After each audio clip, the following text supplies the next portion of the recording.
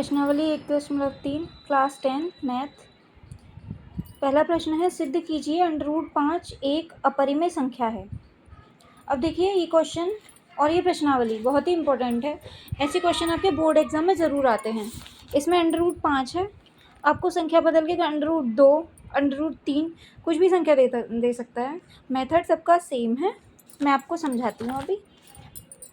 प्रश्नावली समझने से सबसे पहले आपको समझना होगा परिमेय संख्या क्या होती हैं।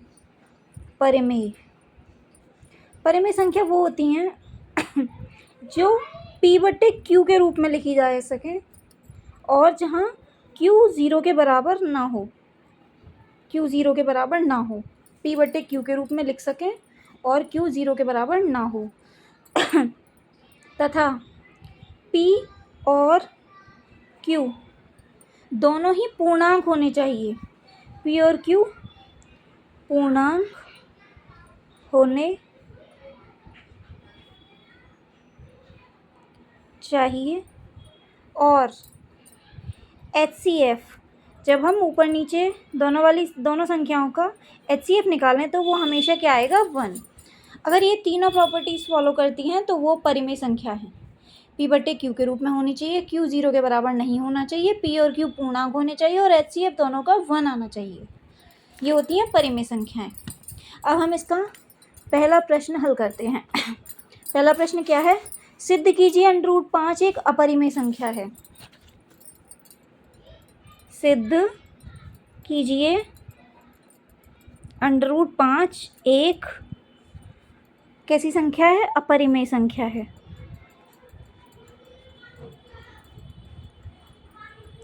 तो हमसे सिद्ध करवा रहा है √5 एक अपरिमेय संख्या है, तो जो सिद्ध कराता है हम उसका उल्टा मानते हैं।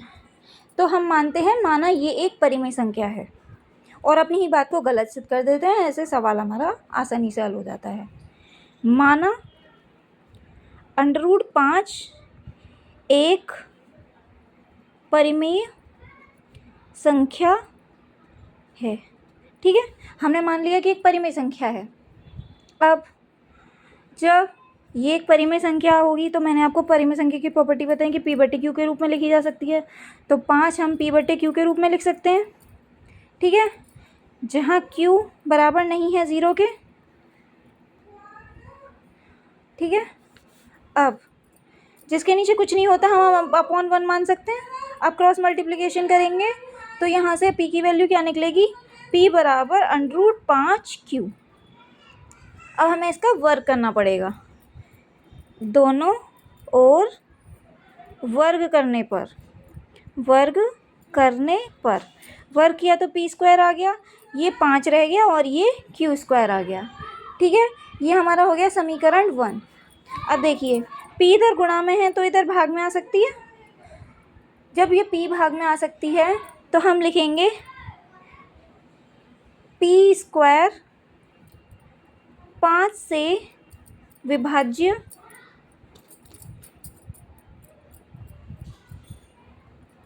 है। अब ये 5 इसके नीचे आ जाएगा तो p² 5 से विभाज्य होगा। जब p² 5 से विभाज्य है तो p भी 5 से विभाज्य होगा। p भी 5 से विभाज्य होगा। ठीक है, अब हम पुनः दोबारा कुछ मानते हैं। पुनः हम मानेंगे, माना p बराबर 5r, p बराबर हम 5r ABCD में कुछ भी नंबर मान सकते हैं जो कि अलग पूर्णांक हो, PQ से अलग पूर्णांक हो। अब इनका भी हम वर्ग करेंगे। वर्ग करने पर p² आया, 25r² आया। ठीक है, अब p² यहाँ ये है तो p² का मान समीकरण 1 से, p² का मान समीकरण 1 में क्या था, 5q²। तो ये 5q² बराबर किसके हो जाएगा, 25r² के। समझ में आया। अब ये q² बराबर क्या हो जाएगा, 25r²/5। इससे ये कट के यहाँ q² क्या आ जाएगा, 5r²। तो ये हो गया हमारा समीकरण 2। अब देखिए यहाँ क्यू स्क्वायर 5 से विभाज्य है क्योंकि 5 इसके नीचे भाग में आ जाएगा। हम लिखेंगे क्यू स्क्वायर 5 से विभाज्य है तो क्यू भी 5 से विभाज्य होगा। किसी चीज़ का स्क्वायर जब किसी नंबर से विभाज्य हो तो सिंगल नंबर भी उससे विभाज्य होता है। तो अब समीकरण 1 और 2 से समझिए। समीकरण 1 में भी 5 है, समीकरण 2 में भी 5 है। तो हम पी और क्यू दोनों अब यहाँ लिखेंगे हम पी व क्यू दोनों ही 5 से विभाज्य हैं। जब दोनों ही 5 से विभाज्य हैं तो उनका HCF क्या आ जाएगा 5। HCF P और Q का क्या आ जाएगा 5। लेकिन हमें परिमेय संख्या के लिए HCF क्या चाहिए था 1। अब यहाँ 5 आ गया तो यहाँ पे हमारी अवधारणा गलत सिद्ध हो गई। अतः हमारी अवधारणा गलत है। हम परिमेय संख्या मान के चल रहे थे, यहाँ गलत प्रूफ हो गई। तो जब अवधारणा गलत हो गई तो हम क्या बोल सकते हैं, हमारी अवधारणा गलत हो गई तो हम ये बोल सकते हैं कि √5 एक अपरिमेय संख्या है।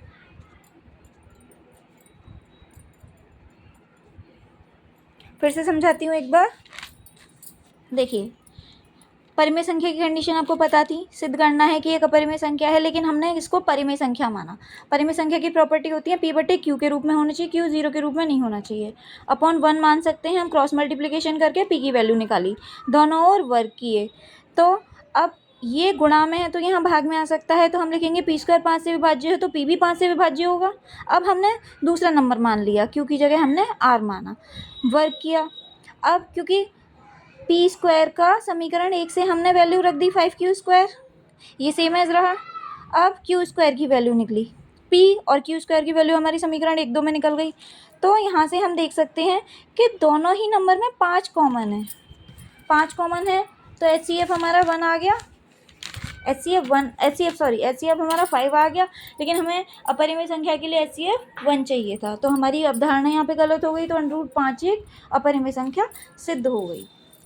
अब हम इसका दूसरा प्रश्न करते हैं। दूसरा क्या है, सिद्ध कीजिए 3 + 2√5 एक अपरिमेय संख्या है। क्या सिद्ध करना है, सिद्ध कीजिए 3 + 2√5। तो अब हम इसको भी क्या मान लेंगे, हम उल्टा मान लेते हैं। हम इसको भी क्या मान लेंगे कि ये एक परिमेय संख्या है। माना 3 + 2√5 एक परिमेय संख्या है। परिमेय संख्या है, हमने इसको भी उल्टा मान लिया। जब परिमेय संख्या है तो ये P/Q के रूप में होनी चाहिए। तो 3 + 2√5 किसके रूप में होनी चाहिए, P/Q के रूप में होनी चाहिए। ठीक है, अब हम ब्रैकेट में ऐसे लिख देंगे, जहाँ Q = 0 के नहीं है और HCF PQ का 1 है। ठीक है, ये ब्रैकेट में लिख देंगे तो एग्ज़ाम में अच्छे नंबर मिलेंगे। तो देखिए यहाँ से हम इसको सॉल्व करते हैं। 2√5 था, इधर PQ, ये 3 प्लस में है, इधर जाके किस में हो जाएगा, माइनस में। √5 P/Q। अब यहाँ 2 मल्टीप्लाई में तो यहाँ किस में आ जाएगा, डिवाइड में। अब आप देख सकते हैं ये नंबर बट्टे में है तो ये परिमेय संख्या है, और √5 हम पहले ही सिद्ध कर चुके हैं कि एक अपरिमेय संख्या है। क्या अपरिमेय संख्या और परिमेय संख्या एक बराबर हो सकती हैं, नहीं। ठीक है, हम लिख भी देंगे, चूँकि √5 एक अपरिमेय संख्या है,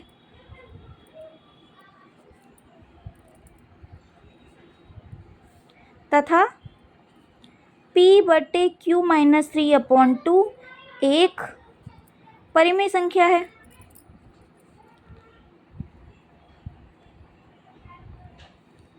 तो परिमेय संख्या कभी भी बराबर नहीं हो सकती अपरिमेय संख्या के। ठीक है, तो हमारी अवधारणा यहाँ गलत है। अतः हमारी अवधारणा गलत है।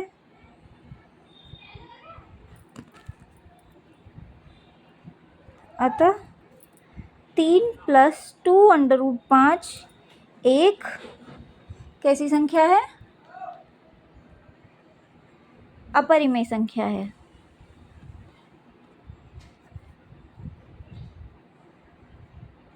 ये भी आसानी से सॉल्व हो गया। अब हम थर्ड के करते हैं। सिद्ध कीजिए संख्या अपरिमेय। हमें ये तीनों सॉल्व करने हैं। तो यहाँ करेंगे हम थर्ड का पार्ट 1। थर्ड का पार्ट 1। पेज बहुत उड़ रहे हैं, बुक रख लेती हूँ हल्की सी। तो हमें क्या सिद्ध करना है कि 1/√2 एक अपरिमेय संख्या है। इसके लिए मैं आपको एक चीज़ बताना चाहूँगी कि किसी भी संख्या का, अगर कोई संख्या अपरिमेय होती है तो उसका व्युत्क्रम भी अपरिमेय संख्या भी होगा। दोबारा बोलती हूँ, अगर कोई संख्या अपरिमेय संख्या है तो हम उसका व्युत्क्रम करेंगे, मतलब हम उसको पलट देंगे, तब भी वो अपरिमेय संख्या रहेगी। ठीक है, तो हम इसको भी उल्टा मान लेते हैं। माना 1/√2 एक परिमेय संख्या है। परिमेय संख्या है तो इसको P/Q के रूप में लिख सकते हैं हम। ठीक है, जहाँ Q बराबर नहीं है 0 के और HCF P/Q बराबर 1। व्युत्क्रम करने पर हम इसको पलट देंगे। व्युत्क्रम करने पर √2 Q/P। ठीक है, अब देखिए √2 तो एक अपरिमेय संख्या है, ये परिमेय संख्या है। क्या परिमेय संख्या अपरिमेय संख्या बराबर हो सकती है? नहीं। तो हम लिखेंगे Q/P एक परिमेय संख्या है तथा √2 एक अपरिमेय संख्या है। अब यहाँ से हमारी अवधारणा गलत हो गई। ठीक है, समीकरण 1 मान लेते हैं इसको। समीकरण 1 से हमारी अवधारणा गलत है। तो 1/√2 एक कैसी संख्या है? अपरिमेय संख्या है। अगर √2 को सॉल्व करना तो जो फर्स्ट क्वेश्चन बताया था √5 वाला, वो सेम एज ऐसी होगा। ठीक है, अब हमें क्या सिद्ध करना है? सेकंड पार्ट है 7√5। तो हम इसमें भी उल्टा मान लेंगे। माना 7√5 एक परिमेय संख्या है। तो परिमेय संख्या है तो सेम कंडीशन P/Q के रूप में होनी चाहिए। P/Q √5 को ऐसे ही छोड़ो। P/Q 7 गुणा में किस में हो जाएगा? इधर आके जब गुणा में कोई नंबर है तो किस में हो जाएगा? वो भाग में। तो ये गुणा से यहाँ आ जाएगा भाग में। ठीक है, तो अब देखिए फिर से ये परिमेय संख्या, ये परिमेय संख्या यहाँ लिख देंगे। हमारी अवधारणा गलत हो गई, यहाँ भी गलत है। तो 7√5 एक अपरिमेय संख्या है, अपरिमेय संख्या है। सेकंड क्वेश्चन भी आसानी से हो गया। अब हम इसका करते हैं थर्ड क्वेश्चन, थर्ड और लास्ट। ठीक है, वो भी इसी तरीके से होगा। थर्ड पार्ट है इसका 6 प्लस रूट 2। अब हमको ये भी सिद्ध करना है कि ये एक अपरिमेय संख्या है। हम फिर इसका उल्टा मान लेंगे। माना 6 प्लस रूट 2 एक परिमेय संख्या है, परिमेय संख्या है। तो परिमेय संख्या है तो फिर वही प्रॉपर्टी फॉलो करनी पड़ेगी हमको। किसके रूप में होनी चाहिए? P बटे Q के रूप में होनी चाहिए, जहाँ Q बराबर नहीं होना चाहिए 0 के, और HCF क्या आना चाहिए? P और Q का 1। ठीक है। अब यहाँ से √2 इधर रहेगी, P बटे Q, ये 6 प्लस में था, इधर किस में हो जाएगा? माइनस में। तो देखिए ये P बटे Q के रूप में लिखिए, समीकरण 1 मान लेते हैं इसको, समीकरण 1। ये P बटे Q के रूप में है और ये अपरिमेय संख्या है। क्या अपरिमेय संख्या परिमेय संख्या के बराबर हो सकती है? नहीं। तो हम यहाँ भी लिख देंगे, ऐसे लिखेंगे, अपरिमेय संख्या बराबर नहीं है परिमेय संख्या के, परिमेय संख्या के। तो यहाँ पे हमारी अवधारणा गलत हो गई, हमारी अवधारणा गलत है। तो हम यहाँ पे सिद्ध कर चुके हैं। अतः 6 प्लस √2 कैसी संख्या है? अपरिमेय संख्या है। इस वीडियो में हमने आपको 1.3 कंप्लीट कराई। अगर कोई सवाल समझ में ना आए तो आप कमेंट बॉक्स में कमेंट कर सकते हैं।